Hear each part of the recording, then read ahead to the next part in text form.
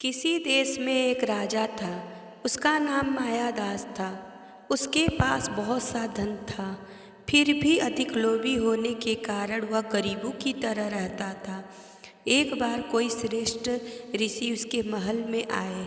मायादास ने उस ऋषि का योग्य रीति से सत्कार किया और ऋषि को प्रसन्न कर लिया।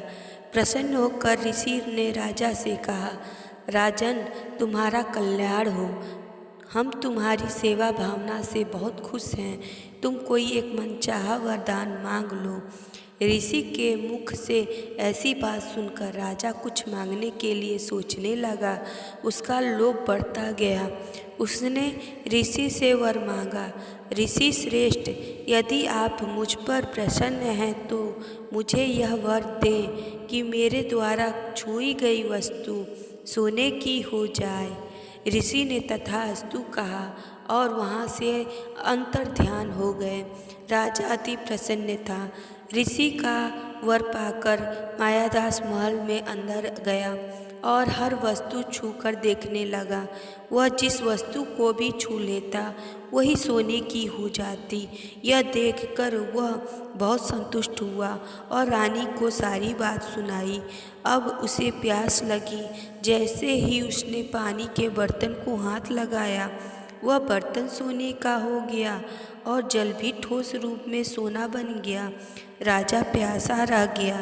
तभी दासी ने फलों की टोकरी राजा के सामने बढ़ाई। जैसे ही राजा ने एक फल खाने के लिए उठाया, वह फल भी सोना बन गया। ऋषि का वचन झूठ नहीं हो सकता है। थोड़ी ही देर में राजकुमारी हाथ में फूलों का गुच्छा लेकर आई। राजा के छूते ही फूलों का गुच्छा भी सोने का हो गया। यह देखकर राजकुमारी दुखी हो गई। उसकी आंखों में आंसू देख राजा ने उसे गोद में लेना चाहा। गोद में लेते ही राजकुमारी भी सोने की हो गई। अब मायादास दुखी होकर जोर से रोने लगा। तभी वहीं ऋषि पुनः राजा के सामने प्रकट हो गए।